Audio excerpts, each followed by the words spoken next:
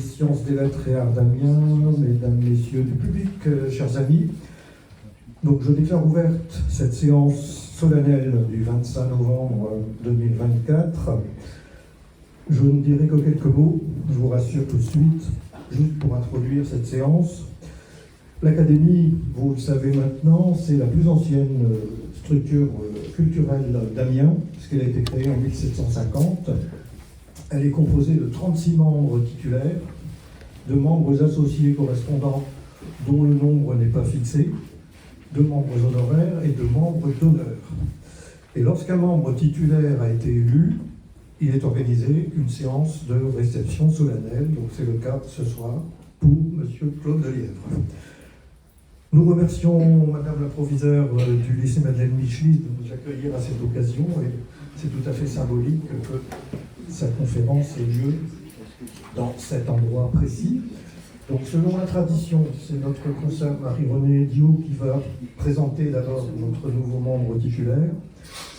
Monsieur Claude Delièvre ensuite prononcera un discours de remerciement, c'est son appellation, qui porte sur les réactions mouvementées dans la Somme à l'institution du secondaire féminin public. Madame Dio lui répondra pour un discours-réponse, là aussi c'est l'appellation contrôlée, dans laquelle elle va évoquer une revue féminine en 1725 à Leipzig. Donc, Marie-Renée, je te donne la parole. Donc, le lycée Madeleine Michelis, où nous sommes réunis pour recevoir M. Claude Delièvre comme membre titulaire de l'Académie des sciences, lettres et arts d'Amiens, est vraiment le lieu approprié pour cette cérémonie. D'abord parce qu'il porte le nom, ce lycée, d'une résistante, d'une professeure de lettres classiques qui a donné sa vie pour défendre les valeurs auxquelles elle croyait, humanisme, tolérance et résistance à l'oppression.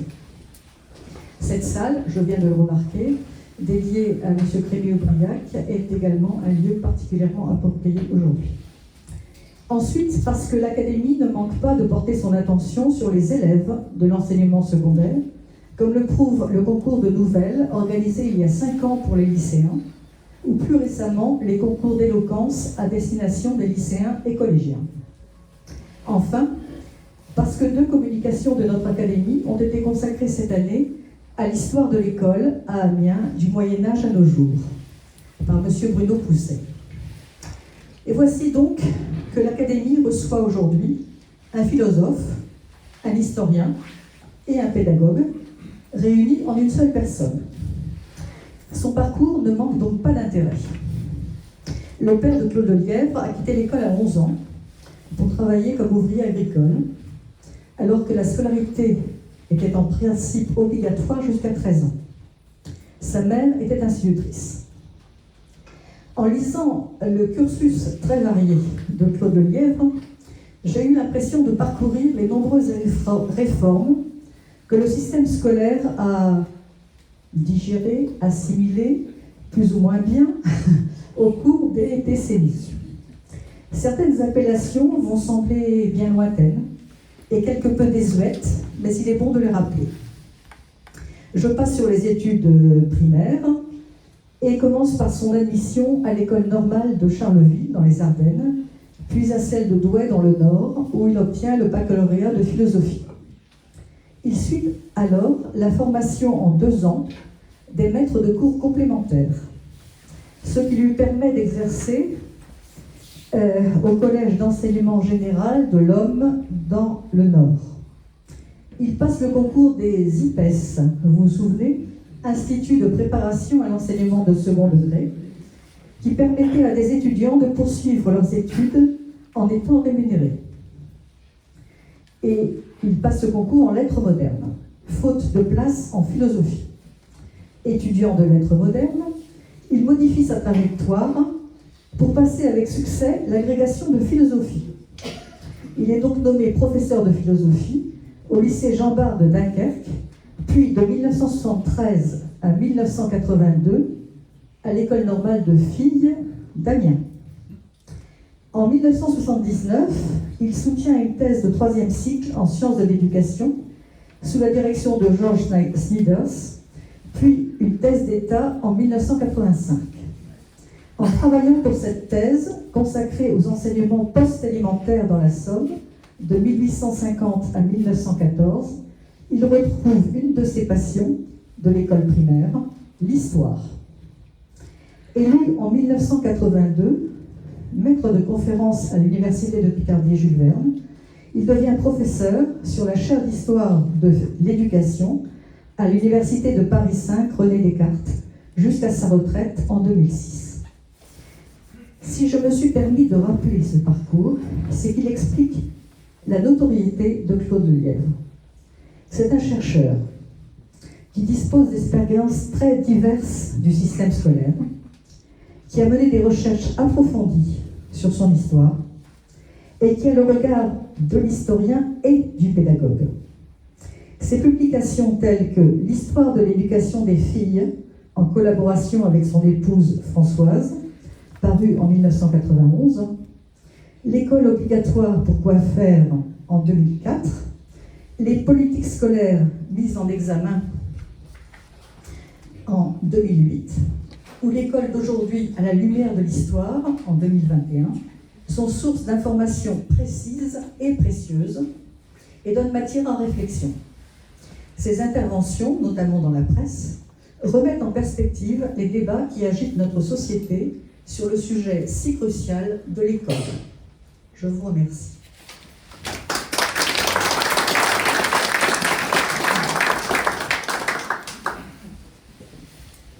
Bon, ça va être périlleux à la fois physiquement et mentalement.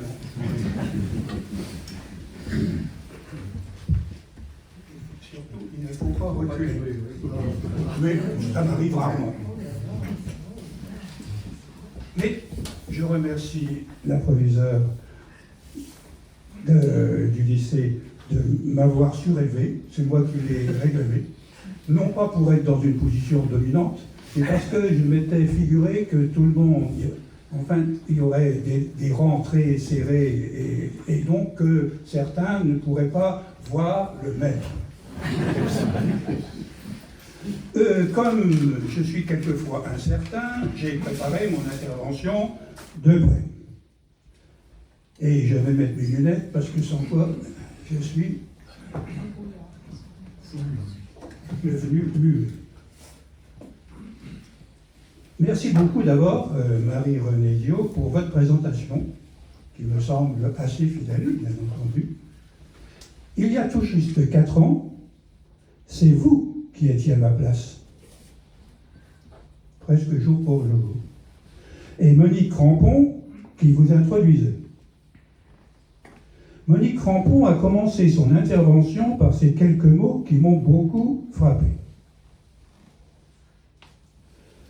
La tradition veut qu'un nouveau membre de l'Académie d'Amiens soit accueilli par un confrère ou une consoeur. C'est à ce titre que je vais évoquer, disiez-vous, les mérites de la nouvelle académicienne, Marie-Renée Dio, avant qu'elle nous montre par elle-même les talents qui la rendent digne de prendre place dans notre académie. Montrer les talents qui rendent digne de prendre place dans l'académie lors du discours de remerciement, ça je ne m'y attendais pas. Et ça fait peur. Ça met haut la pression, et j'en suis conscient. Je m'en inquiète non seulement pour moi-même, mais aussi pour ceux qui se sont prononcés publiquement pour ma candidature et qui risquent d'être démentis dans leur jugement a priori favorable. Ceux qui ont initié ma candidature, comme Bruno Pousset, que je dénonce, ou activé le processus, comme notre secrétaire perpétuelle Violette Garnier, ou encore les 8 académiciens, dont je tairai le nom, qui n'ont pas hésité à donner leur nom en faveur de ma candidature pour que l'on puisse passer au vote. Toute personne fort estimable à mes yeux et qui risque d'être démentie. Le défi à relever ce soir n'est donc pas mince.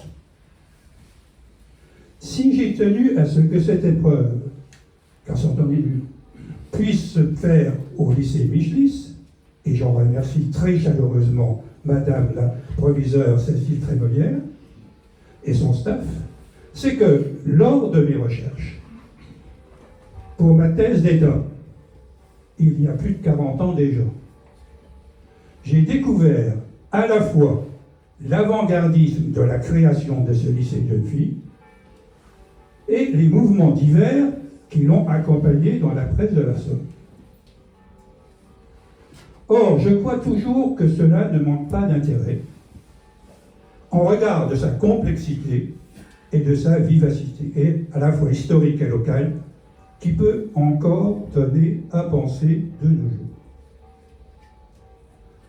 Le département de la Somme s'est en effet distingué en raison de la précocité de l'ouverture de 2 établissements secondaires publics de jeunes filles à la suite du vote de la loi Camissé de décembre 1880.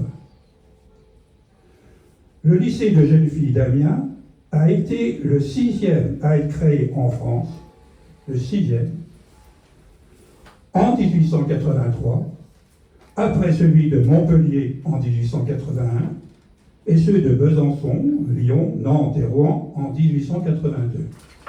20 ans après, il n'y en avait qu'une quarantaine d'ouverts pour toute la France. Donc, on était à l'avant-garde. Le collège de jeunes filles d'Abbeville a été le 7e créé en France. En 1883, lui aussi, après le collège d'Auxerre en 1881, et ceux de Grenoble, La Fère, Lille, Louhans et Saumur en 1882. 20 ans après, il n'y en avait qu'une trentaine pour toute la France. C'est donc doublement en avance. Comme c'est assez rare, j'insiste.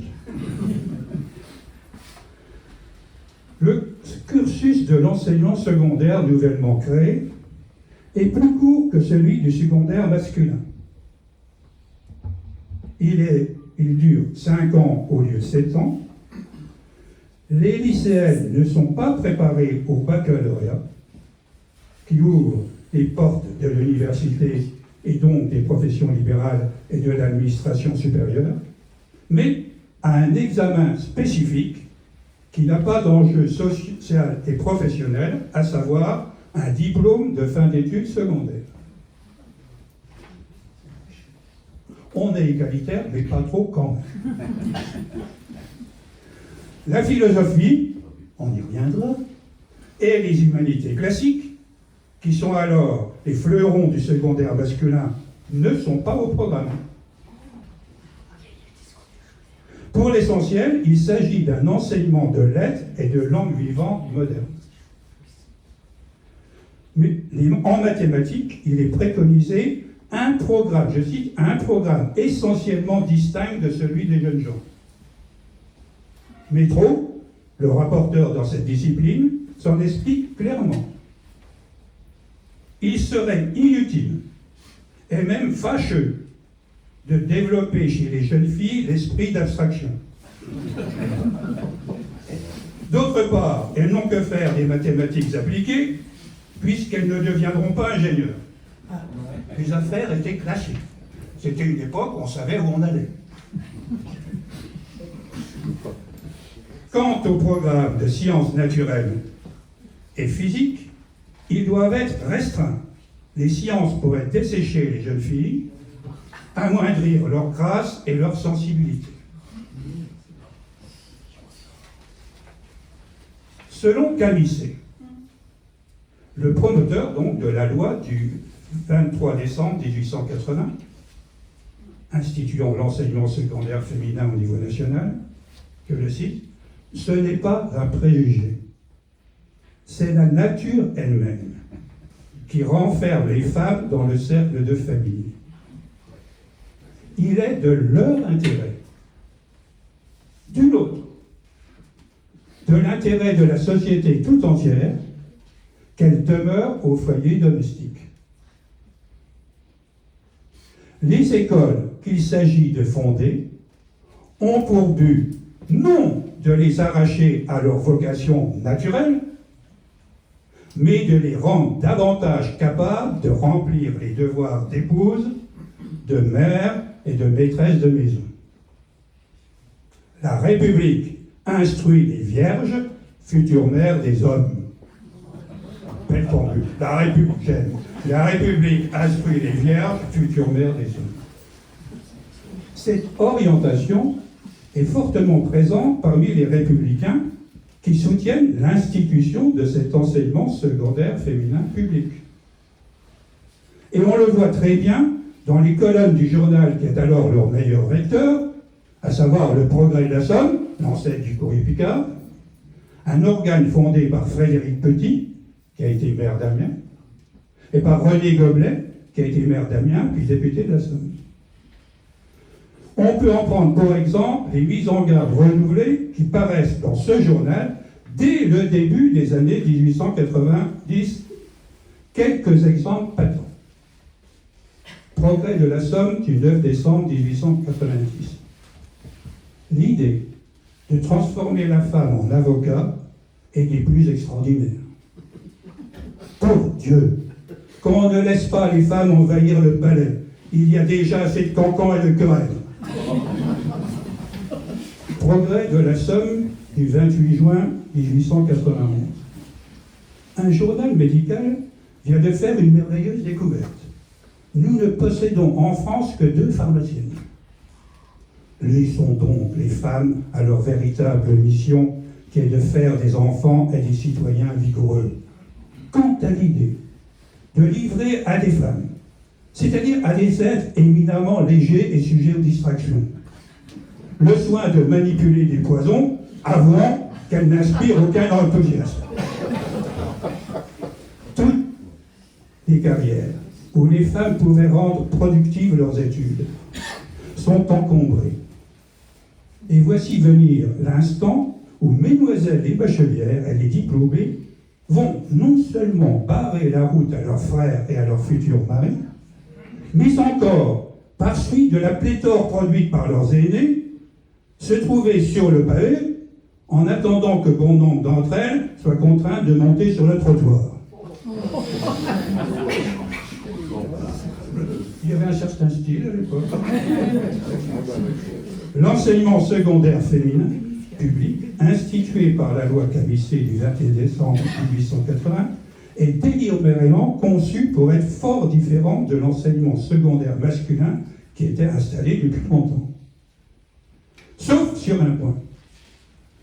La gratuité ne s'applique pas aux collèges et lycées de jeunes filles qui vont être créés, comme elle continue à ne pas s'appliquer aux collèges et lycées garçons. La gratuité n'était que pour les écoles communales. C'est un léger détail. Les élèves attendus dans ces établissements secondaires publics sont les enfants de la haute et bonne bourgeoisie. Et même, pour partie, et souvent par défaut, ceux d'une certaine petite bourgeoisie.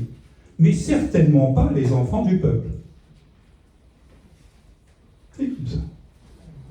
Lors du conseil municipal d'Amiens du 20 février 1879, présidé par le maire René Goblet, Frédéric Petit intervient pour bien différencier le projet de création d'un établissement secondaire de jeunes filles de celui d'une école primaire supérieure de filles.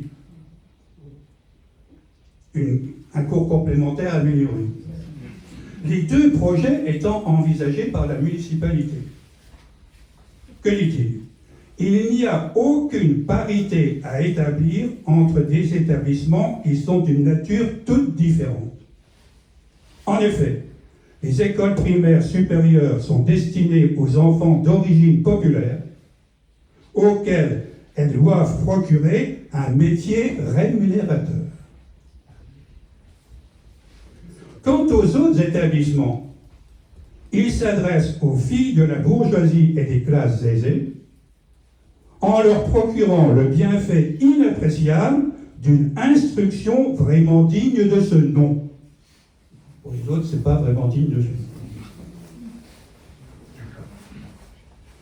ce nom. Ce nouvel enseignement, institué par la loi Cabissé donc de décembre 1880, même avec ses limites, a pourtant rencontré l'incompréhension d'un certain nombre de contemporains.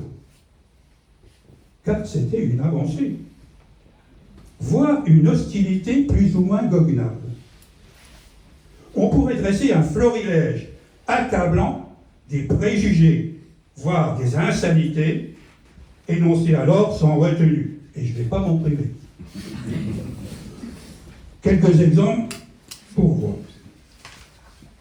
Le mémorial d'Amiens, du 28 juillet 1883, un quotidien de la droite modérée, commence benoîtement par mettre en valeur que les instituteurs américains qui admettent les deux sexes dans leurs écoles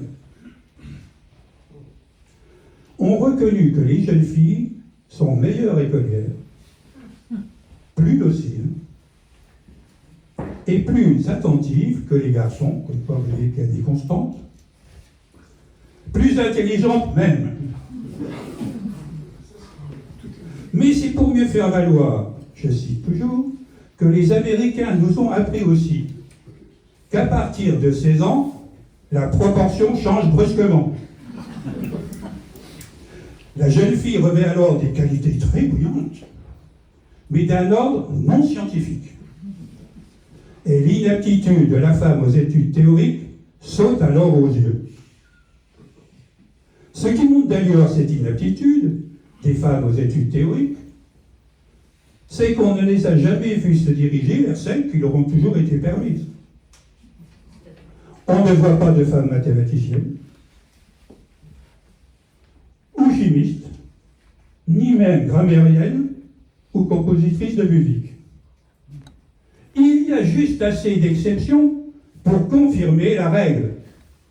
Les femmes avant sont des exceptions, comme les femmes à barbe, mais plus rares. Ce même journal poursuit.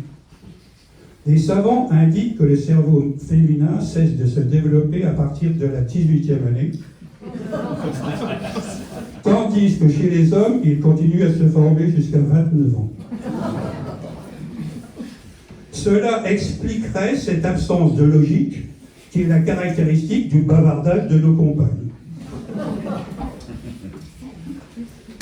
Les préjugés sur l'infériorité intellectuelle des femmes sont tels que le journal d'Amiens du 15 décembre 1878 n'hésite pas à reprendre à son compte l'argumentaire du révérend père Lacouture contre Darwin pour démontrer que l'homme n'a pas pour ascendant le singe.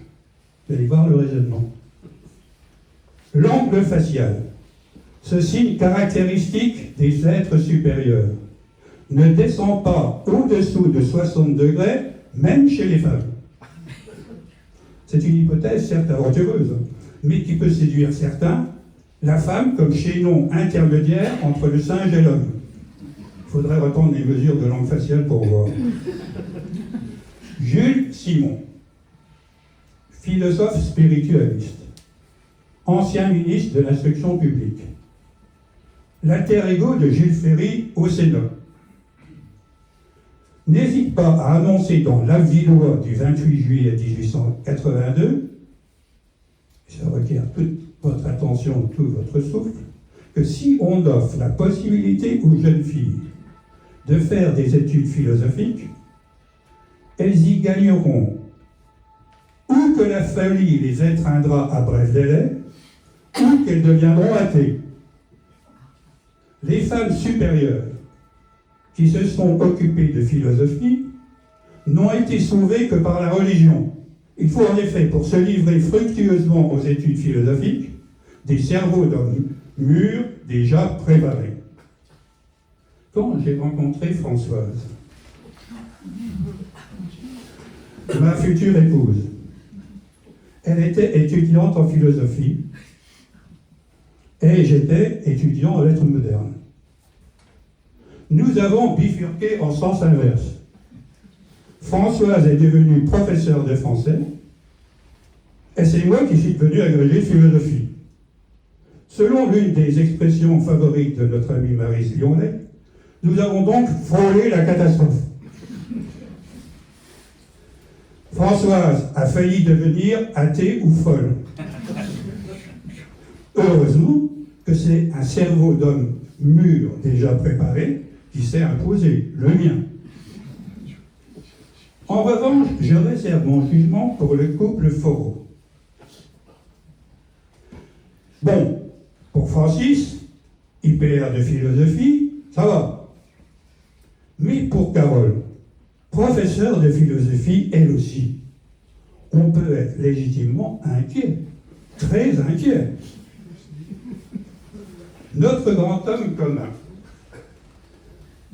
atteignait le compère et argument, à savoir Jules Verne, s'avère moins moderne qu'on aurait pu le supposer en l'occurrence. Dans son discours à la distribution des prix du lycée de jeunes filles d'Amiens du 29 juillet 1893, il n'hésite pas à remettre, comme il dit, à leur place, qui n'est pas celle de la science, les lycéennes. Il s'adresse à elles. Prenez garde de ne pas vous égarer en courant le domaine scientifique. Puissiez-vous, en sortant du cours de chimie générale, savoir confectionner un pot-au-feu. Lors de la distribution des prix du lycée de jeunes filles d'Amiens en 1889, le préfet avait déjà été dans le même sens en inventant sans pertinemment Molière. Eh oui. Je vis de bonne soupe, disait Chrysale. C'est une chose que vous n'oublierez pas lorsque vous serez à la tête d'un ménage. Vous ne perdrez jamais de vue que rien ne serait plus propre à faire contester l'utilité de l'instruction des femmes dans les lycées secondaires que l'éloignement des occupations vulgaires, mais néanmoins nécessaires dans la vie d'une famille. C'était un sage. Le journal conservateur, le Mémorial d'Amiens, revient à la charge dans son édition du 16 juin 1896. Nous sommes de ceux qui pensaient que l'on ne saurait beaucoup s'enthousiasmer des femmes savantes, des femmes médecins, avocats, chimistes, politiciennes. Ce n'est pas une instruction trop scientifique qui doit être donnée à la jeune fille. La culture du goût doit être érigée en principe dans l'enseignement secondaire des jeunes filles. Culture du goût. C'est en développant fortement chez elles le sens artistique qui existe chez toutes à l'état embryonnaire qu'on obtiendra le plein épanouissement des facultés féminines naturelles. Et l'on fera ainsi de la femme moderne, non une femme phénomène, mais une femme vraiment supérieure. En l'occurrence, on ne devrait pas être autrement surpris de la teneur d'une lettre du grand scientifique Louis Pasteur, dont je détiens le fac-similé grâce à l'obligeance de Madame la proviseure Cécile Trémolière, ici présente, qui l'a découverte aux Archives du Nord. Voici ce qu'écrivait le 16 septembre 1855 Louis Pasteur au recteur, et lui écrivait en tant que doyen de la faculté des sciences de Lille. J'ai l'honneur de vous proposer de ne plus admettre les dames au cours des sciences de la faculté. Je n'ai pas besoin d'insister longuement sur les inconvénients qui peuvent résulter de la présence des dames à nos leçons de sciences. Je ne vois d'ailleurs aucune raison qui milite en faveur de leur admission. Si leur nombre devenait important, elle pourrait provoquer un abaissement sensible du niveau de l'enseignement. Leur présence est à chaque fois, de toute façon, presque gênante dans le cours d'histoire naturelle. En tout état de cause, et en plein débat sur l'opportunité de la création de lycées ou collèges de jeunes filles, le journal L'Abbevilleois du 15 avril 1879 énumère les 17 disciplines à enseigner selon le projet de loi Camisset et conclut ironiquement: ce qui vous plonge dans le ravissement, c'est que la jeune élève de notre lycée fille ne sera ni savante, ni baveleuse, ni argoteuse. Ce sera toujours l'ange du foyer paternel, mais un ange qui planera sur les hauteurs et ne descendra pas aux vulgaires détails de la vie, de peur de salir le bout de son aile. Bien que le programme soit muet sur la politique, tout empêchera cet esprit universel de faire invasion dans ce domaine. Chaque ménage où trônera une lycéenne deviendra un petit parlement. Et ce sera toujours elle qui donnera la note aiguë. Il y en a qui prévoient l'avenir. Certes, cerise sur le gâteau, l'article suivant, ô combien significatif de l'appréhension très vive d'une perte de pouvoir des hommes, dans l'Avillois du 1er décembre 1882. Ce journal conservateur part d'une manifestation quelque peu débridée dans le tout nouveau lycée de jeunes filles de Montpellier. C'est le lycée de jeunes filles de Montpellier, c'était le premier en France, 1880. Un an après, il y a déjà une révolte. C'était une tradition. Elle dit, une directrice d'externat déplacée avant les externes, qui démolissent les barrières, brisent les vitres et vomissent des obscénités à la face de la directrice de l'internat. Quand on est historien, on sait que c'est pas toujours, avant, c'était pas toujours automatiquement mieux. Hein. Alors je répète, c'était quand même un beau couplet. Une directrice d'externe déplacée, avant les externes, qui démolissent les barrières, brisent les vitres et vomissent des obscénités à la face de la directrice de l'internat. Elles ont beuglé la Marseillaise. Elles ont beuglé la Marseillaise. Ces infantes, élevées sur les genoux de la République, dans le culte des idées nouvelles qui résument la formule « ni Dieu, ni mère », promettent de fières épouses aux infortunés crétins qui voudraient bien les honorer de leur confiance. Que de promesses sapristi dans les incartables de ces Louise Michel en herbe pour qui l'insurrection est déjà le plus sacré des devoirs. Péter la plus loin. On y est, en pleine épicentre des difficultés théoriques et pratiques des républicains quant au rôle politique de la femme. Avec un maître mot, les affaires politiques, s'en mêler, mais ne pas s'y mêler. Cette assertion, pour le moins alambiquée, témoigne du paradoxe, voire du caractère emperlificoté de la position des principaux dirigeants républicains lors de la Troisième République triomphante quant au rôle politique de la femme. Ils sont dans des contradictions inextricables. Elle figure pourtant dans l'un des livres politiques majeurs de l'idéologue républicain Jules Barni, sur lequel Francis Faurot a déjà attiré l'attention il y a quelques mois dans sa brillante communication. Que dit Barni? Je ne crois pas qu'il soit bon que les femmes se mêlent aux affaires politiques. Mais je crois qu'il est bon qu'elles s'en mêlent. C'est au foyer domestique que le vrai rôle de la femme. Il faut qu'elle élève ses fils de manière à en faire des républicains. Le Progrès de la Somme, donc l'organe de René Goblet et d'Éric Petit, qui ont accompagné Alphonse Fiquet dans sa création du lycée de jeunes filles d'Amiens, est on ne peut plus net dans son édition du 30 août 1881. Il savait ce qu'il faisait. Et il le disait. Père républicain, vous avez un devoir à remplir.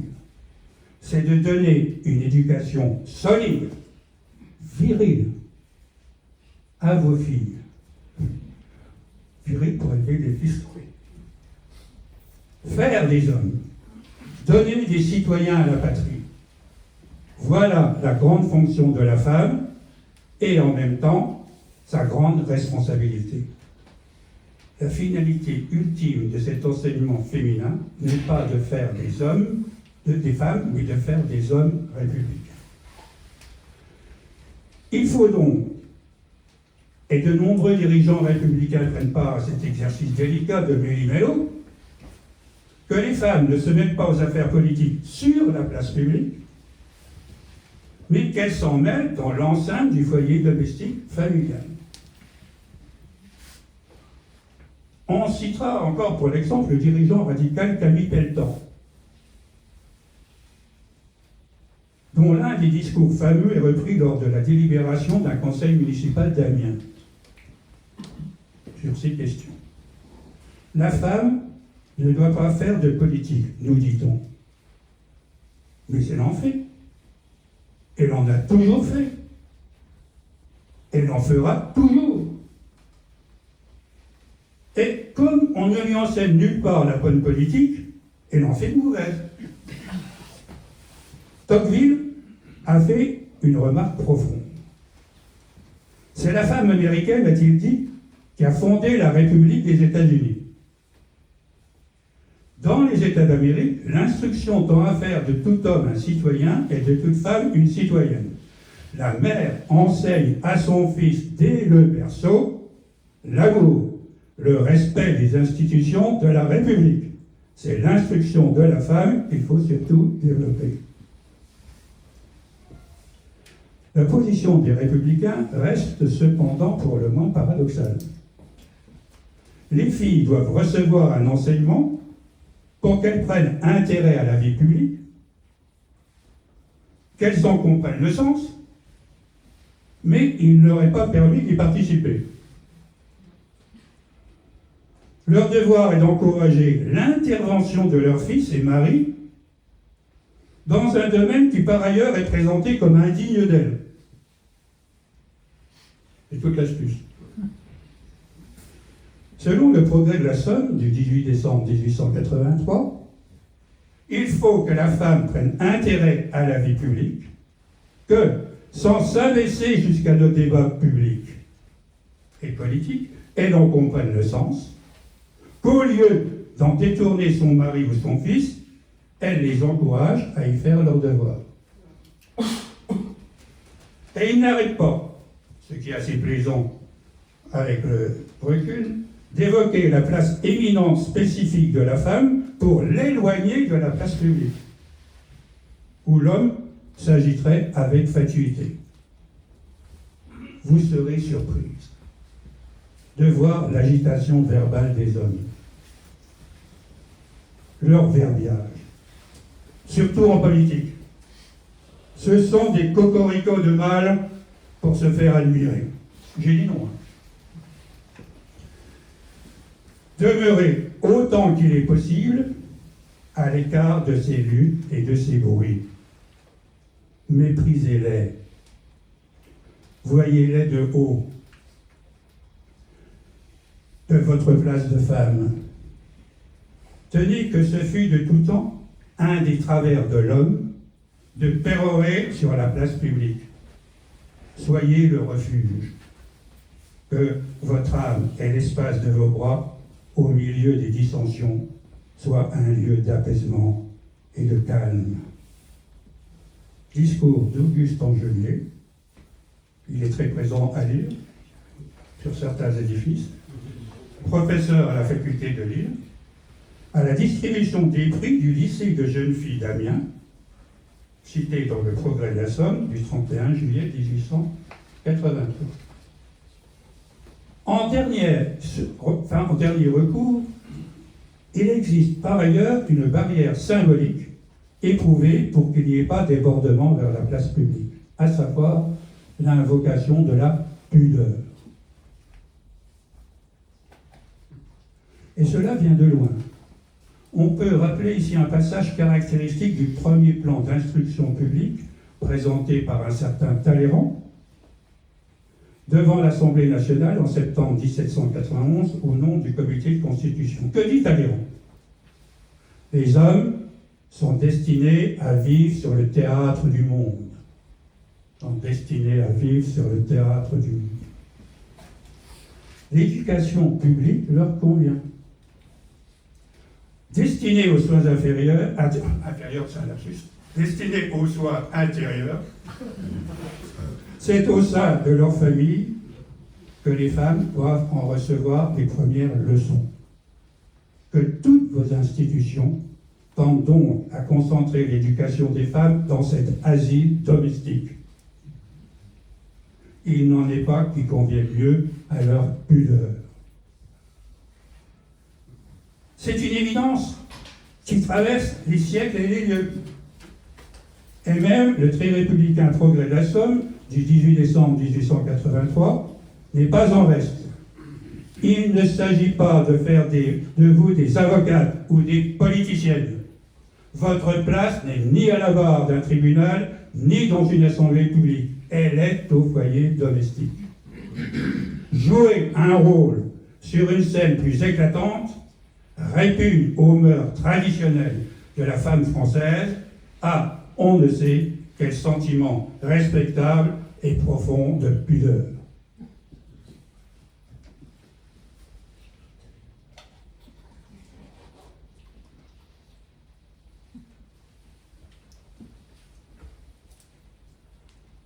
Fait caractéristique, les professeurs femmes, contrairement aux professeurs hommes, ne sont pas alors invités à se produire dans des discours de distribution des prix. Il n'y a que les hommes. Ce sont des hommes qui viennent faire les distributions des prix dans les lycées et collèges de jeunes filles. La péroraison, discours public, doit être réservée aux hommes, même dans les lycées de filles ou dans les collèges de filles. Si on était dans le lycée de jeunes filles d'Amiens de la fin du XIXe siècle, il serait hors de question, Marie-Renée Dio, que vous puissiez, comme moi, avoir le droit de pérorer sur la place publique. Comme vous allez le faire. Car cela répugnerait aux mœurs traditionnelles de la femme française et on ne sait à quel sentiment respectable et profond de pudeur.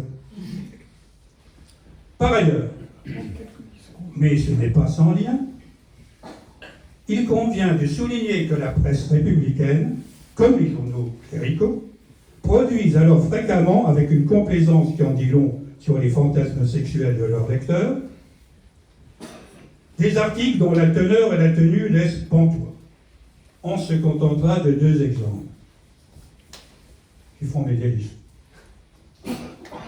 Le 29 juillet 1890, la Chronique Picarde, un hebdomadaire royaliste très lié à l'évêché d'Amiens, termine ainsi une critique littéraire d'une pièce de théâtre par « Si la femme de Lefort avait été élevée dans les idées du jour, si, nourrie aux frais de l'État dans ce qu'on est tenu d'appeler un lycée de filles, elle était parvenue à la licence sans passer par le baccalauréat, que serait-il arrivé ?» Réponse du Progrès de la Somme du 7 septembre 1890. Ils ont réfléchi un certain temps. Il est certain que les jeunes filles gagneraient fort, au point de vue de la licence, à être élevées dans ces maisons qu'on nomme des couvents, et nous sommes peu de licencières, mais beaucoup de licencieuses. Là, on enseigne à ces jeunes filles à aimer leur maîtresse et à se chérir les unes les autres, à moins que d'une nature égoïste, elles ne préfèrent se suffire à elles-mêmes. Dans ces saintes maisons, elles pourraient être catéchisées par de pieux serviteurs du Très-Haut, adorant le Créateur dans la créature, comme ce curé géographe du diocèse d'Amiens, qui, dans un accès de religieux érotisme, écrivait l'autre jour à une de ses pénitentes qu'il brûlait de couvrir de ses baisers ses Alpes et ses Pyrénées. Mes amis Marie-France et Jean-François Leblond pensent qu'il s'agit des Pyrénées-Orientales, qu'ils fréquentent assidûment et pas des Pyrénées-Atlantiques, beaucoup moins chaudes. La lettre du 14 décembre 1883 de la directrice du collège d'Abbeville à l'inspecteur d'académie témoigne bien de l'atmosphère de l'époque et de la ligne de conduite des administrateurs. Un fait insignifiant pour d'autres, mais grave pour nous, me force d'appeler votre attention aujourd'hui. J'ai pu compter 17 pas masculins, traversant notre jardin et passant à 1,50 m de ma fenêtre. J'ai la certitude qu'aucune de mes maîtresses n'est en cause. J'en réponds. Quand vient cet homme? J'ai averti la municipalité. À mon avis, les femmes ne doivent point faire parler d'elles, ni en mal, ni en bien. Moins on s'en occupe, mieux cela vaut. Nous prospérons sans bruit, c'est tout ce que je demande.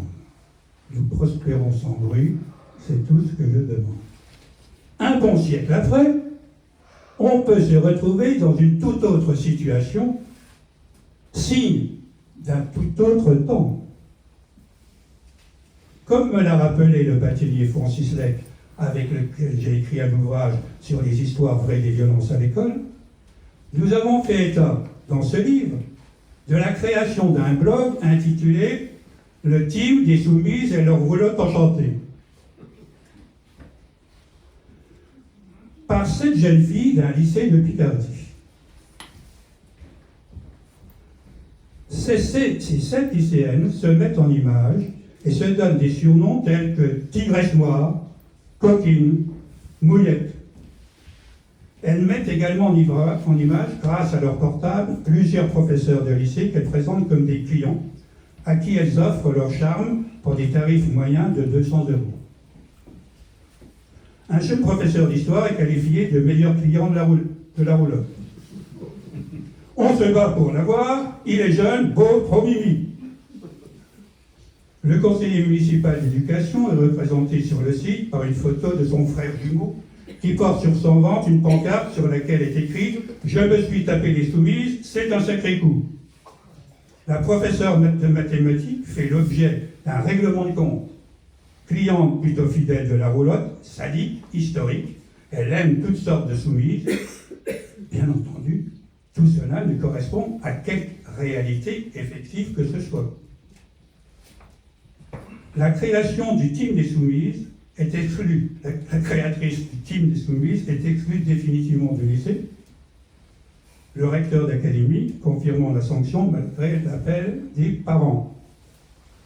Les autres élèves et leurs parents reçoivent un simple rappel à la loi. Les parents doivent s'engager à régler les dommages et intérêts aux professeurs pour les frais de procédure et leurs enfants remettent publiquement et solennellement une lettre d'excuse aux enseignants victimes de leurs agissements. Ce lycée de Picardie, c'est le lycée Michelis, selon le bâtonnier Francis Lec. Rassurez-vous, madame la proviseure, c'était il y a tout juste 20 ans. C'est une commémoration en novembre 2004. Les jeunes filles que vous accueillez actuellement dans votre établissement ne sont nullement impliquées. Peut-être certaines de leur mère, mais on ne peut pas savoir. Ne soyons pas jésuites, ne soyons pas jésuites. Cela peut se passer n'importe où. Il ne s'agit pas de tel ou tel établissement dans sa spécificité, aussi bien pour ce qui concernait le collège d'Abbeville à la fin du XIXe siècle, que pour le lycée Michelis en ce tout début du XXIe. Il s'agit avant tout d'un air du temps qui a bien changé. Un air plus léger ou plus lourd, à chacun d'en juger. Avant d'en terminer, car je vais quand même terminer, avant d'en terminer, et pour prendre un peu de hauteur, il convient sans doute d'évoquer quelques extraits significatifs du célèbre discours de Jules Ferry sur l'égalité d'éducation tenu à la salle Molière en 1870. Cette égalité, pas faire de contresens, n'est pas une égalité de conditions. Mais d'abord et avant tout, pour Jules Ferry, une égalité de dignité entre la femme et l'homme. Que dit Jules Ferry? Il existe dans le monde deux sortes d'orgueil. L'orgueil de classe et l'orgueil de sexe. Celui-ci, beaucoup plus mauvais, beaucoup plus persistant, beaucoup plus farouche que l'autre. Cet orgueil masculin, ce sentiment de la supériorité masculine, est dans un grand nombre d'esprits, et dans beaucoup qui ne l'avouent pas. Il se glisse dans les meilleures âmes, et l'on peut dire qu'il est enfui dans les replis les plus profonds de notre cœur. Oui, messieurs, faisons notre confession. Dans le cœur des meilleurs d'entre nous, il y a un sultan. Ça, c'est Jules. Il est tout à fait significatif que Jules Ferry précise par ailleurs tout de suite aux femmes de l'assistance que s'il réclame cette égalité, c'est bien moins pour vous, mesdames, que pour nous, hommes. Cette égalité-là a pour finalité, en effet, deux entités considérées comme supérieures, à savoir l'unité familiale et l'unité sociopolitique. Et il le dit sans phare, à la toute fin de son discours. Celui qui tient la femme, celui-là tient tout. Car, d'abord, parce qu'il tient l'enfant, ensuite parce qu'il tient le mari. Mon point peut-être le mari jeune, emporté par le rage des passions, mais le mari fatigué ou déçu par la vie. L'unité familiale repose pour lui sur une certaine égalité d'éducation qui peut seule assurer, comme il dit, l'unité reconstituée dans la famille. Il y a aujourd'hui une barrière entre la femme et l'homme, entre l'épouse et le mari, ce qui fait que beaucoup de mariages, harmonieux en apparence, recouvrent les plus profondes différences d'opinion, de goût, de sentiments. Mais alors, ce n'est plus un vrai mariage, car le vrai mariage, c'est le mariage des âmes. Et Jules Ferry termine en bon opportuniste, qu'il a, à savoir saisir les opportunités quand elles se présentent, pas moins, mais pas plus. On nous dit qu'il faut donner aux femmes les mêmes droits, les mêmes fonctions. Je n'en sais rien. Je n'en veux rien savoir. Je me contente de revendiquer pour elles ce qui est leur droit. Ce qu'on veut leur donner aujourd'hui, et le libre concours fera le reste. Et le libre concours fera le reste. Apprenez, c'est toujours Jules Ferry qui parle, apprenez qu'il est impossible de dire des femmes être complexes, multiples, délicats, pleines de transformations et d'imprévus, de dire elles sont ceci ou cela. Il est impossible de dire dans l'état actuel de leur éducation qu'elles ne seront pas autre chose quand on les élèvera différemment. Jules Ferry n'hésite pas à citer Diderot, qui disait « Quand on parle des femmes, il faut tremper sa plume dans l'arc-en-ciel et secouer sur son papier la poussière des ailes d'un papillon. »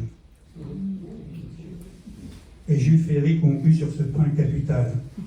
Les femmes, dites-vous, sont ceci et cela. Mais mon cher monsieur, qu'en savez-vous? Pour juger ainsi toutes les femmes, est-ce que vous les connaissez? Vous en connaissez une peut-être et encore. Eh bien, ce sera aussi ma conclusion. Moi aussi, je n'en connais qu'une et encore. C'est mon épouse Françoise Lelièvre, dictionnaire de son nom de peintre, qui, aurait pu prévoir que la chrysalide Françoise Veuillère, déléguée régionale aux droits des femmes en Picardie durant une quinzaine d'années, aurait pu devenir le papillon Siller, artiste peintre. Oui, les femmes peuvent être capables de tout. Ce n'est pas moi qui le dis, mais c'est Jules Ferry, et c'est fini.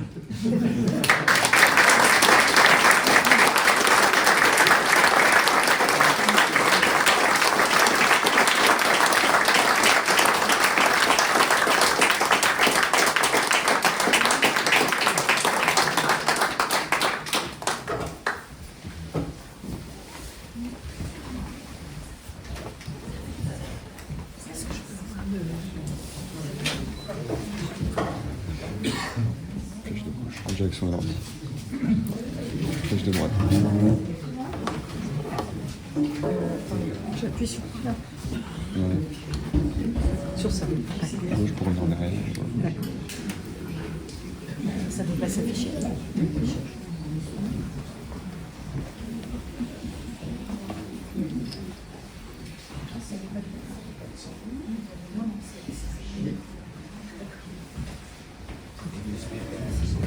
Bien.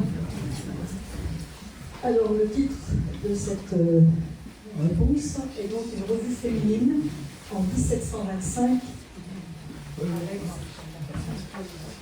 Vous m'entendez?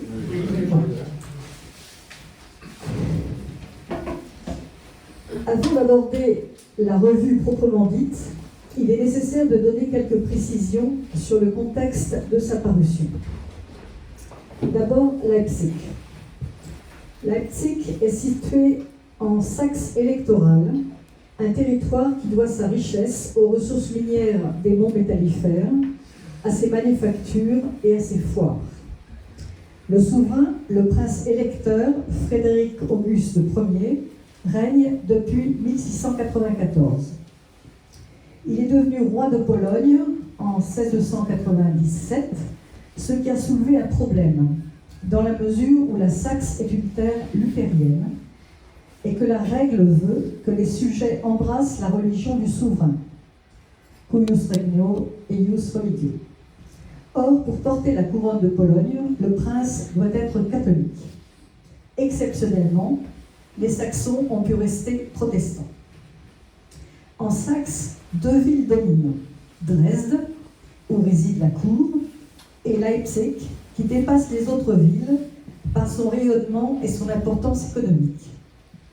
C'est une cité commerciale prospère, notamment grâce à ses foires qui se tiennent 3 fois l'an. On échange des marchandises, des livres et des informations. Et la ville devient un foyer culturel important. L'université, fondée en 1409, est de grande renommée. La communication et la diffusion des idées nouvelles, favorisées par les foires, sont également servies par les cafés. On en compte 8 en 1725. Ce sont des lieux de culture, puisque l'on y trouve, outre des boissons et des jeux, des livres et des revues. Les bibliothèques publiques et privées sont richement fournies. Et au cours du siècle, Leipzig va évincer Francfort sur le Main, comme centre de la librairie et de l'édition. Il existe aussi, à Leipzig, une société savante, à l'origine fondée à Görlitz par des étudiants, et maintenant installée à Leipzig, où elle réunit des étudiants et des professeurs de l'université. Instrument nouveau de sociabilité, cette société choisit ses nouveaux membres en fonction de leur mérite, sans tenir compte de leur place dans la hiérarchie sociale. Elle porte le nom de Deutsche Gesellschaft, société allemande. Une de ses visées est d'épurer et de promouvoir la langue allemande. 1725. En 1725, nous sommes à l'aube de ce qu'on appelle en allemand Aufklärung, terme que lumière traduit imparfaitement. En effet, le terme français désigne un état, tandis que le terme allemand insiste sur le processus, sur le devenir, sur l'action. Il s'agit d'un siècle qui s'éclaire progressivement. En 1784, Kant répondra par la négative à la question « Vivons-nous dans un siècle éclairé ?» et ajoutera « Mais nous vivons dans un siècle qui progresse vers les Lumières. » Dans les années 20, les deux mots-clés sont la raison et la morale. La revue que je me propose de vous présenter s'inscrit précisément dans ce mouvement. C'est une revue moralisante. Les revues moralisantes ou les hebdomadaires moraux, qui sont diffusés en Allemagne au XVIIIe siècle, sont les héritiers de modèles anglais, notamment The Spectator, fondé par Joseph Addison et Richard Steele, 1711-1712.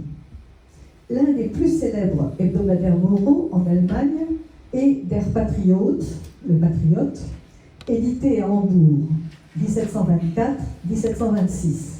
Ne faisons pas d'erreur sur le sens de patriote, c'est celui qui s'intéresse à la vie de la cité.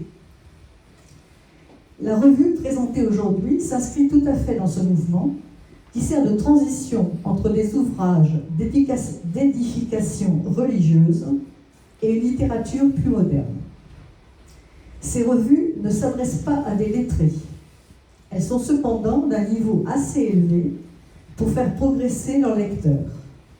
Elles visent à combler le fossé entre une minorité doctes et ceux, plus nombreux, qui n'ont pas encore accès à la culture, en favorisant la formation d'un groupe de gens éclairés, et parmi ceux-ci, les femmes.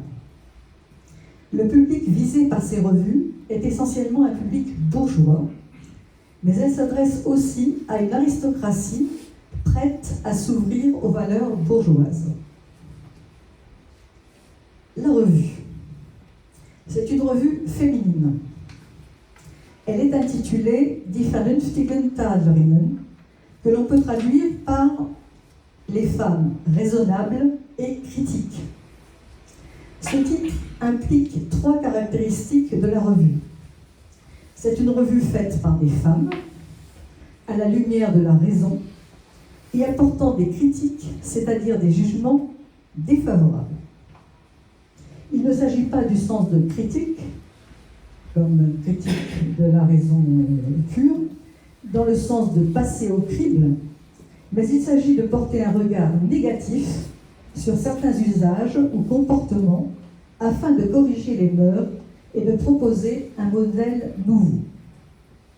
Dès son premier numéro, la revue insiste sur l'originalité de sa démarche. Il s'agit d'une revue écrite par des femmes. Dès le 3 janvier 1725, cette position est clairement affirmée. En réalisant cette revue, nous ne nous soumettons à aucun contrôle masculin. Pourtant, dans le dernier numéro de la même année 1725, on évoque l'incrédulité persistante de lecteurs qui doutent que ce soit des femmes qui écrivent et qui s'acharnent à trouver l'homme derrière cette réalisation. Je cite, « Que devons-nous dire de ceux qui, à cette heure encore, ne peuvent pas croire que des femmes réelles travaillent à notre revue? Nous ne pouvons que les laisser faire, même si les arguments qu'ils avancent sont très faibles. » Phyllis, Iris, Caliste, tels sont les noms, ou plus exactement les pseudonymes, choisis pour s'adresser aux femmes. La revue précise toutefois que les hommes aussi peuvent tirer bénéfice de la lecture des articles proposés. Les conceptions philosophiques.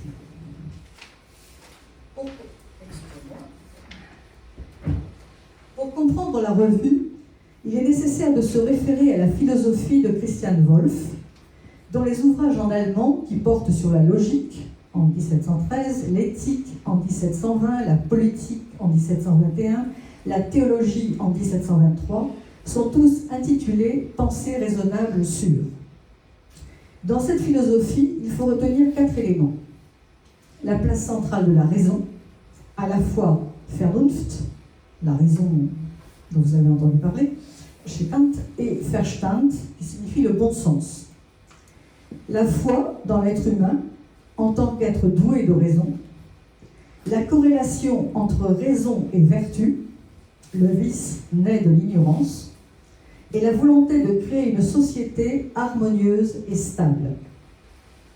Le souci pédagogique est manifeste dans les écrits de Wolff, qui a tenu à présenter de manière claire, logique et accessible la philosophie de Leibniz, et cela en allemand. Le contenu de la revue. Les rédacteurs de la revue, les rédactrices de la revue, affirment avec insistance qu'une de leurs visées essentielles est de favoriser l'élévation culturelle et morale des femmes.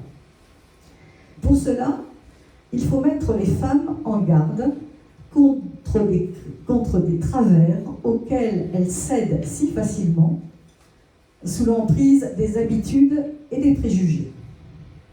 Ces travers sont ceux dont se délectent les comédies et les farces. Les femmes sont coquettes, supportent une mode tyrannique qui ne convient pas à leur corps, deviennent agressives et parfois bigotes quand elles vieillissent et ne plaisent plus. Elles poursuivent alors de leur calomnie les jeunes femmes qu'elles ne peuvent plus imiter. Il faut donc rappeler que la beauté est passagère et que le goût exacerbé des toilettes, l'importance accordée au luxe, à l'apparence, le plaisir du jeu, des réunions mondaines, détournent de l'essentiel, c'est-à-dire des nourritures intellectuelles et des valeurs morales. On mettra en garde contre les séducteurs, beaux parleurs, qui ne visent qu'à entraîner les jeunes filles vers leur perdition, et contre les mariages où l'infidélité règne sans vergogne. On reconnaît là le mode de vie aristocratique tel qu'il s'étale dans la cour de Dresde ou dans les autres cours. Il faut noter toutefois que la revue ne se répand pas en sermons moralisateurs, puisqu'elle souhaite certes édifier, éduquer, mais aussi plaire, distraire, prodesse et delectare.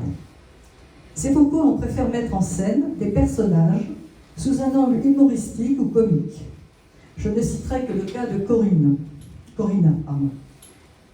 Il est dit, elle se racle le visage avec des couteaux pour enlever la poudre, et lorsqu'elle secoue ses vêtements, le sol devient encore plus blanc que la rue quand il a neigé. Le rire n'épargne pas les hommes, qui sont rétrogrades, enfin les hommes rétrogrades, exactement. Le rire n'épargne pas les hommes rétrogrades, coureurs de dol ou vaniteux. L'un d'eux, appelé Herr Mischmasch, je dirais Monsieur Millimélo, parle un charabia indigeste, mélange d'allemand et de français mal assimilé. Je le cite, même si vous ne savez pas l'allemand, il n'y aura pas de problème. Madame, pardonnieren Sie meine Hardiesse, da Ihnen jetzo ohne Permission meine Révérence mache. Alors non seulement c'est du charabia, mais en plus il a oublié dans son désir de parler français qu'il fallait mettre un pronom personnel, si bien qu'il manque le jeu pour gouverner le verbe. L'équilibre se fait entre le portrait des ridicules et les femmes modèles, et les charges ne sont pas féroces. Un personnage se voit nettement traité avec bienveillance par la revue. C'est celui de la vieille fille. Une lettre d'une lectrice de 24 ans qui souhaite rester anonyme évoque la triste condition des femmes qui ne trouvent pas d'époux. Elle se présente comme n'étant pas trop laide et disposant d'une honnête fortune héritée de ses parents. Elle souhaite se marier, mais voit avec appréhension grandir la menace du célibat. Elle poursuit ainsi. « Je suis un être de chair et de sang, comme les autres. J'ai souhaité pouvoir être un jour dans les bras d'un homme raisonnable et vertueux. J'ai souhaité être la mère d'enfants bien élevés. » Elle se demande pourquoi les vieilles filles sont méprisées, alors que l'on fait l'éloge du célibat. Caliste, un des noms de la revue, qui est manifestement la plus âgée des intervenantes dans la revue et qui a déclaré avoir choisi dès l'âge de 15 ans de rester célibataire pour préserver sa liberté, ne sait quelle réponse apporter à cette lettre. Mais au moins ne porte-t-elle aucun jugement négatif sur sa correspondante. Cependant, il est clair que la revue souhaite préparer les femmes à leur vie d'épouse et de mère. C'est que le mariage est la condition normale et souhaitable des femmes. La société l'impose et la revue ne critique pas ce point. Mais elle insiste sur les conditions d'un mariage réussi. Elle souligne la nécessité d'un véritable consentement des deux époux. On demande aux enfants de respecter l'autorité paternelle, mais aussi aux parents d'écouter la vie de leurs enfants. La jeune Cynthia répond ainsi à un prétendant un peu trop sûr de lui. « Jamais je ne me déciderai à épouser quelqu'un que je ne connais pas bien.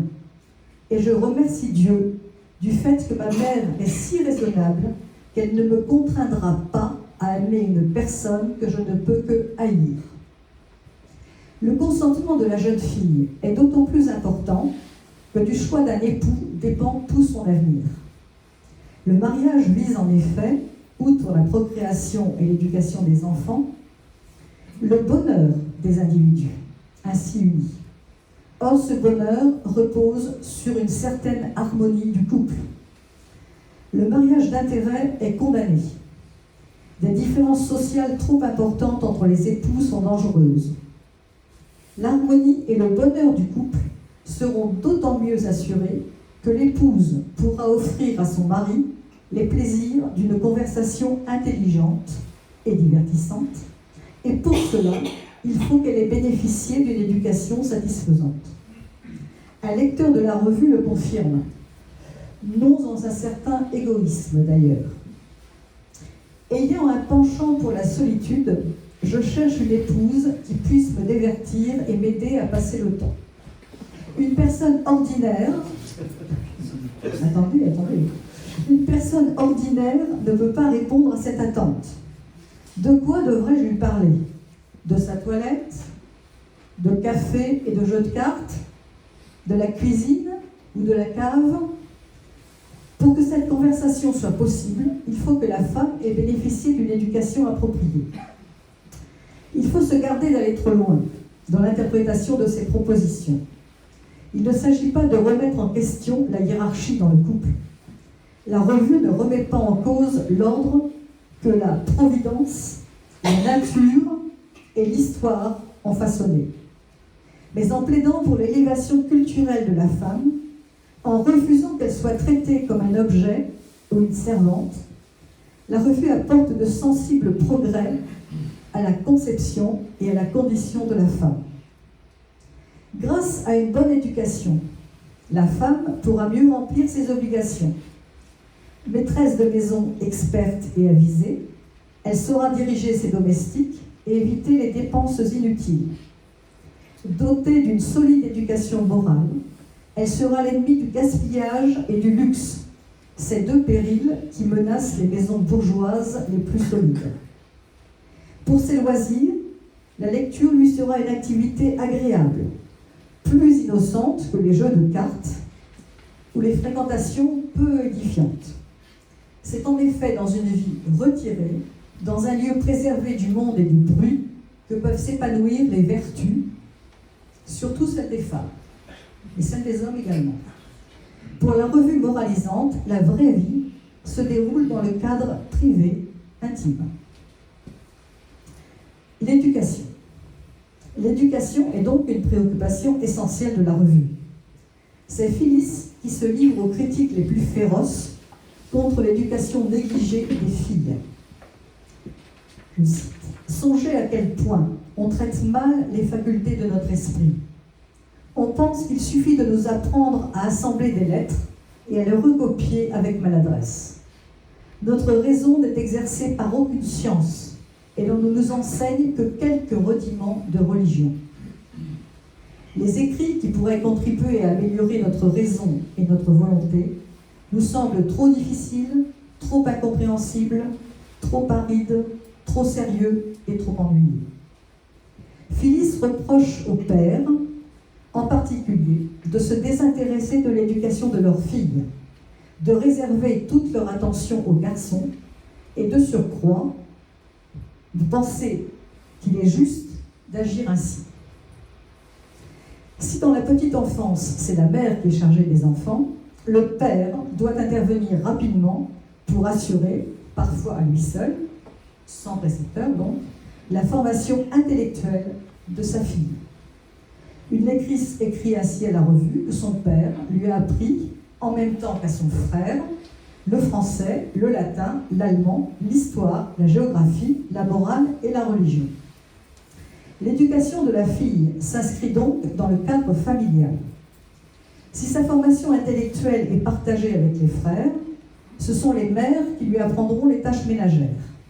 Il ne s'agit donc nullement de donner à tous, filles et garçons, la même éducation. Les garçons sont appelés à exercer des métiers, des activités dans la société, et vont donc poursuivre leurs études dans des établissements spécifiques ou à l'université, ces prolongements étant exclus pour les filles. Un père qui apprend à sa fille à chasser et à son fils la couture et la cuisine, qui fait porter à ses enfants des vêtements tantôt masculins, tantôt féminins, est considéré comme un original atteint de confusion mentale. L'éducation de la fille doit être complétée par les lectures de la femme, que la revue encourage à se constituer une bibliothèque. C'est Phyllis, encore, qui propose une liste de livres afin que les femmes se constituent cette bibliothèque. Dans cette liste figurent des ouvrages religieux, tels que la Bible, nous sommes en milieu protestant, la Bible, et des écrits de Johann Arndt, un théologien luthérien, qui a publié en 4 volumes Le vrai christianisme, ouvrage qui a connu un grand retentissement en Europe. Il faut aussi des ouvrages de piété ou de morale, tels La morale de l'empereur Antonin, ou les œuvres de Christian Thomasius, un philosophe plus récent et influent, qui écrivait également en allemand, et des ouvrages parus à l'origine en anglais, comme celui de John Locke sur l'éducation, ou en français, tels que Les aventures de Télémaque, L'éducation des filles de Fénelon. S'ajoutent des livres d'histoire, de géographie et un ouvrage de pharmacopée lié sans doute au fait que les femmes sont amenées à soigner les maladies dans la famille. Ces indications bibliographiques ne laissent aucun doute sur le public auquel s'adressent les conseils de Phyllis. Le coût élevé des livres, les temps de loisirs nécessaires pour pouvoir s'adonner à ces lectures réservent ces ouvrages à des personnes fortunées disposant d'une nombreuse domesticité. Le peuple, les couches inférieures, n'est jamais évoqué. On notera qu'il n'est pas question de roman allemand dans cette présentation. Rien d'étonnant à cela si l'on considère la production allemande de l'époque, qui n'offre que des romans galants ou picaresques, peu susceptibles de nourrir la raison ou la moralité des femmes. Ce qui étonne davantage, c'est la présence d'un ouvrage d'introduction à la poésie, mais c'est précisément une originalité de la revue d'encourager les femmes à écrire des poèmes. Plusieurs numéros de la revue sont consacrés à la poésie et l'on évoque des poétesses allemandes. L'une d'elles se nomme Gertrud Müller. Elle est née en 1641, morte en 1705.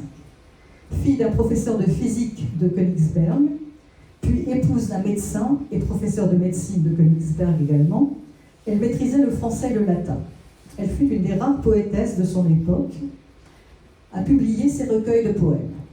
La revue fait son éloge et souligne le fait qu'écrire est parfaitement compatible avec l'accomplissement des tâches qui incombent à une mère de famille, puisque Gertrud Müller a élevé 15 enfants. Sont également citées la poétesse et théologienne hollandaise Anna Maria Schurman et la femme de lettres française Madeleine de Scudéry. Une autre femme illustre est plus longuement évoquée. Il s'agit d'une Française dont la renommée de philologue lui a assuré une place éminente dans l'Europe savante de l'époque, Anne Dacier, toujours appelée dans la revue Madame Dacier, Traductrice de comédie de Plaute et d'Aristophane, amie de Boileau, elle a publié en 1711 une traduction de l'Iliade, saluée comme un chef-d'œuvre, et en 1716 une traduction de l'Odyssée, toutes deux richement documentées. Elle a participé à la querelle d'Homère de 1714 à 1716.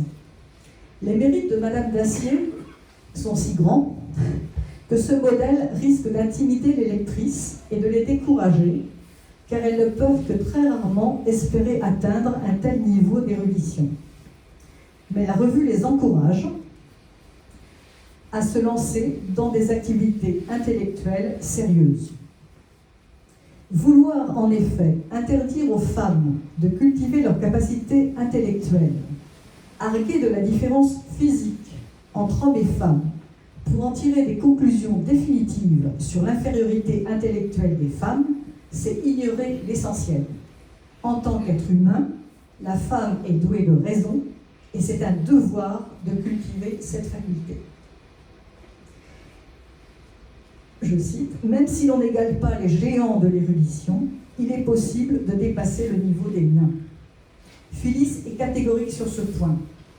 Nous sommes des êtres humains comme les hommes, et cela, personne ne peut le nier, à moins d'être un fou. Et le terme fou, Narr, en allemand, c'est à la fois fou et imbécile. Nos facultés intellectuelles sont égales à celles des hommes, et comme eux, des capacités de réaliser des œuvres érudites. Portée et influence de la revue. Il est temps d'avouer que cette revue n'a pas été écrite par des femmes.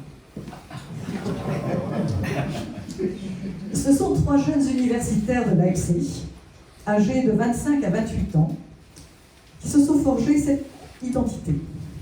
Derrière Calliste se cache Johann Christoph Gottsched, né en 1700 près de Königsberg. Fils de pasteur, il abandonne pourtant ses études de théologie pour se consacrer à la philosophie et à la littérature.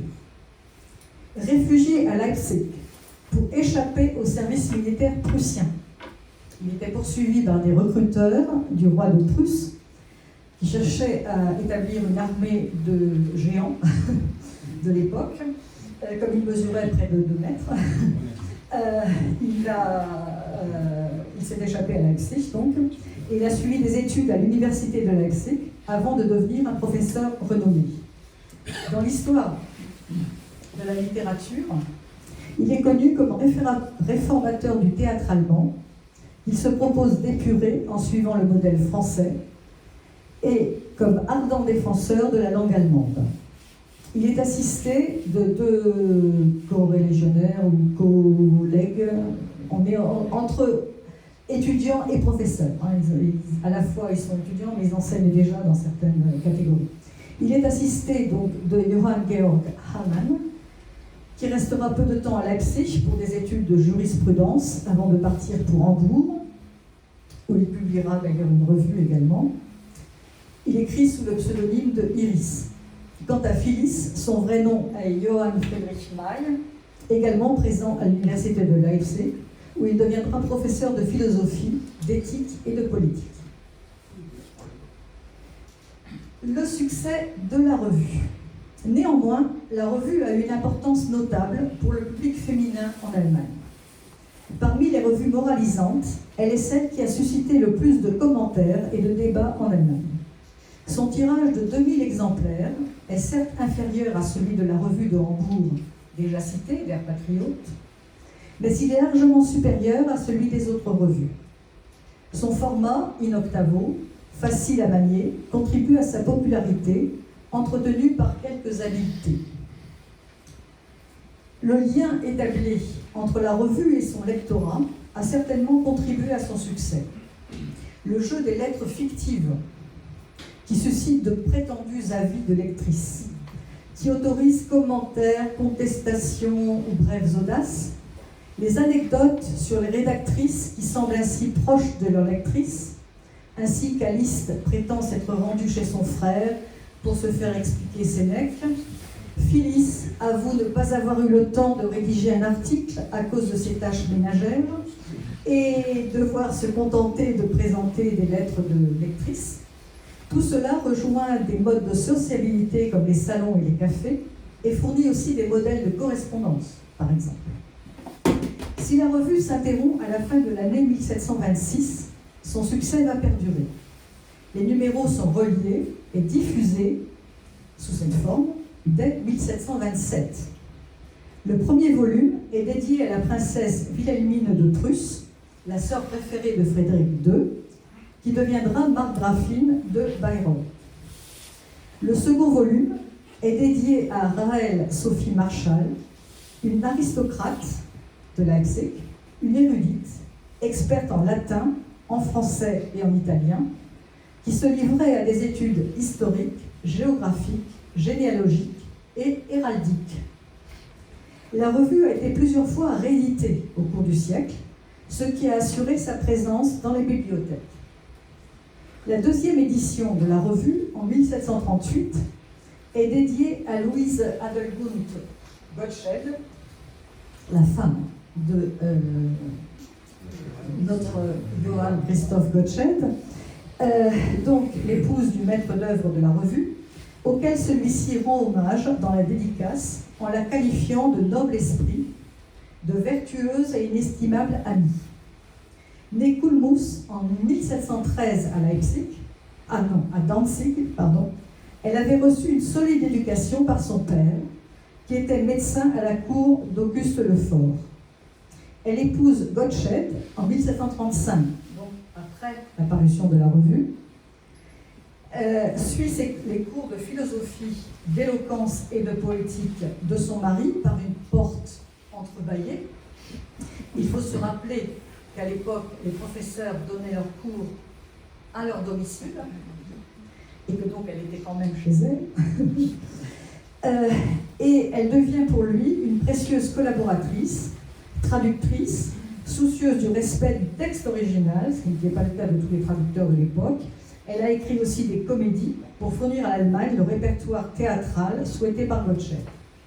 Lors d'une audience à Vienne, en 1747, elle a été reçue par l'impératrice Marie-Thérèse, qui l'a saluée comme la femme la plus érudite d'Allemagne. Elle a collaboré, sous le pseudonyme de Clio, à des éditions ultérieures de la revue. Une autre collaboratrice de la revue mérite d'être citée ici. Il s'agit de Christiana Mariana von Ziegler, une poétesse connue pour avoir écrit des textes de 9 des cantates que Jean-Sébastien Bach a composé après Pâques 1725. Elle n'avait alors pas encore 30 ans. Elle était une amie de Bach qu'elle a fréquentée notamment dans cette fameuse société allemande, la Deutsche Gesellschaft. À Leipzig, elle a ouvert sa maison à la société savante, que j'ai déjà citée, société que fréquente Gottsched, et c'est sur la recommandation de ce dernier que l'université de Wittenberg lui décernera en 1733 le titre de poétesse couronnée, lui conférant ainsi un titre universitaire. Elle n'a pas le droit de fréquenter l'université, mais elle a un titre universitaire. Les idées de la revue trouvent aussi un écho remarquable dans le roman d'un écrivain allemand qui a suivi des études de théologie à Leipzig en 1725 et qui connaissait Gottsched.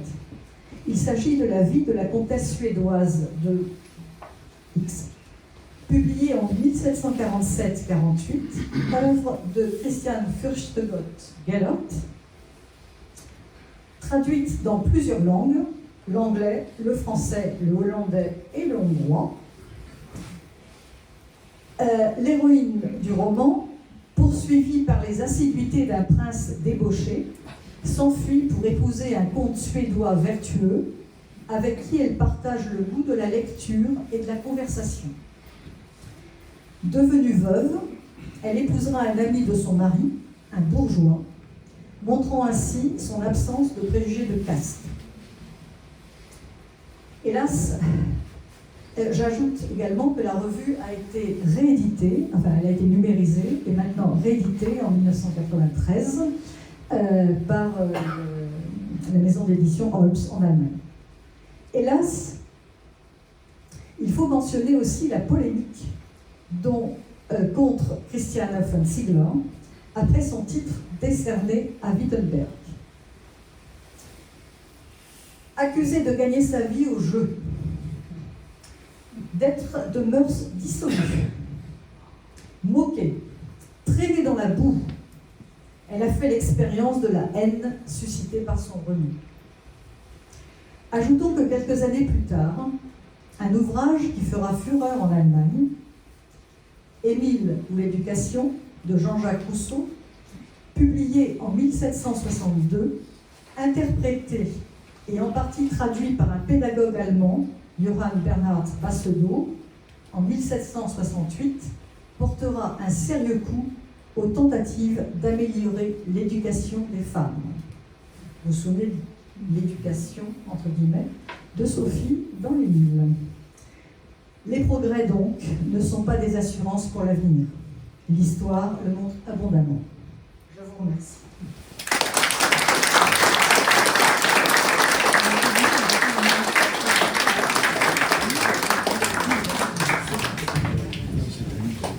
Maintenant, mon rôle s'arrête.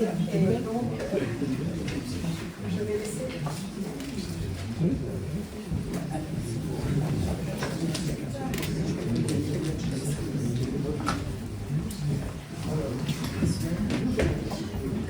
Je vous rends le matériel avec tous mes remerciements. La remise officielle du diplôme d'académicien, qui précise que le 25 novembre, donc c'est aujourd'hui, en assemblée solennelle, l'Académie a admis M. Claude Melièvre à prononcer son discours de remerciement et à prendre séance. Madame Marie-Renée Liot lui a répondu au nom de l'Académie, en foi de quoi nous délivrons ce présent diplôme.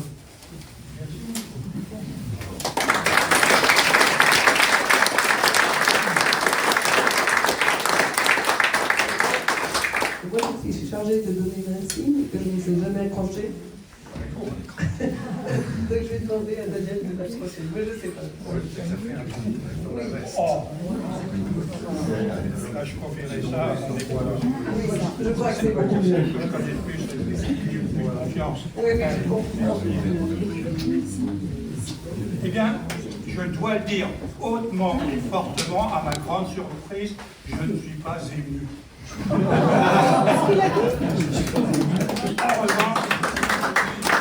revanche, je suis fier d'avoir été en quelque sorte adoubé au sein de cette assemblée de qualité, nombreuse, sympathique, et je remercie tous ceux qui sont venus, qui m'ont accompagné dans cette épreuve pas si simple que ça, et je les convie avec mon épouse à prendre un petit encas